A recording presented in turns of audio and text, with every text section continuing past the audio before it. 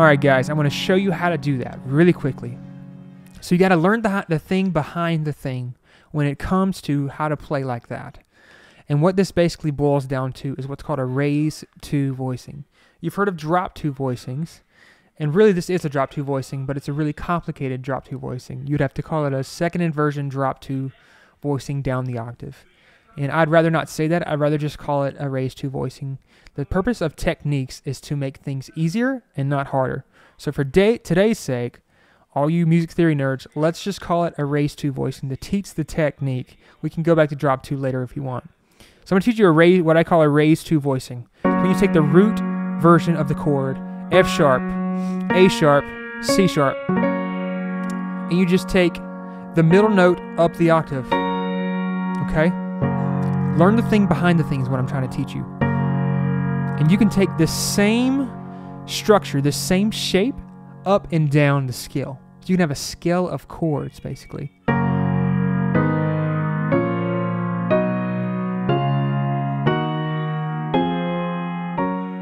Okay. Now, that last one sounded wrong, but it's right if you play it in that way. But instead of playing those diminished chords or those minor chords like the 3s and the 7s, I like to change them up.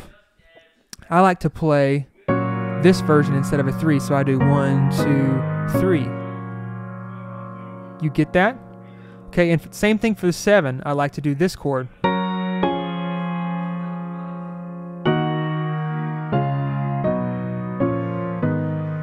And if you really want to get good at this, guys, take the same concept to other keys. So I just taught you the scale that I use. Now let's learn the chords. You have the idea, and now let's apply it. So same 2 chords, 4, 3, 6, 5. Okay, we're going to add some chromaticism here, okay? We're going to flick off this C sharp to this D sharp. And then we're going to come off the E, back down to the D sharp. You know, you got to get fast at it, okay? And what's important here is I want you to use your pinkies, okay? I want you to use your left pinky to come down. It's really important that we use the right fingering technique in our left hand. I should have turned that off, I'm sorry. You go down just like this. Just take your pinky and slide it down. And now for this next chord, I want you to use your 3 and your 5 finger. That way we have room to go to this next finger. Does that make sense? We're going from the 4 to the 3, which is really a 1 when you think about it. Just inversion. Okay?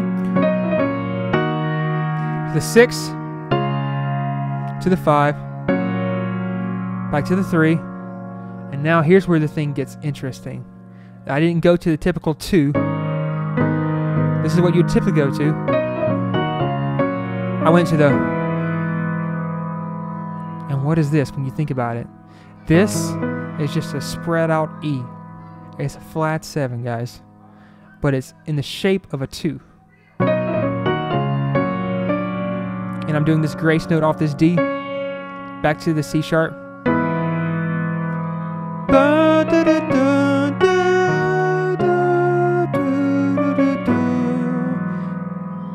And I'm adding in this F sharp sometimes.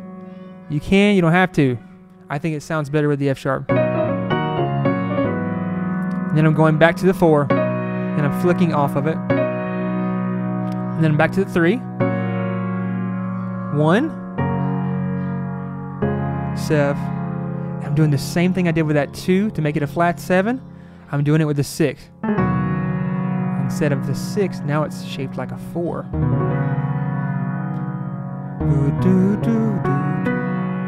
Okay?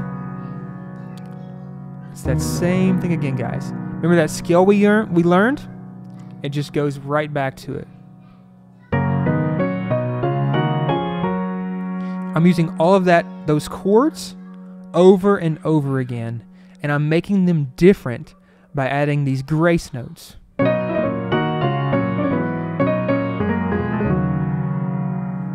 And if you really want to take this to another level, guys, there's this thing called microdynamics. And it's the idea of doing more with a bar than a segment of a song. Really, we use dynamics for verses and choruses. You know, a verse is piano or mezzo forte, and then you go to the chorus, which is forte. I want you to really think about the bars. I want you to play them more dynamically. So I'm loving to add these. Da, da, da, da, da, da. So really, the higher you go, the louder it should be, and the lower you go, the softer it should be. And if you want to stagger it too, that's just another level. But these microdynamics is what really takes this thing to the next level.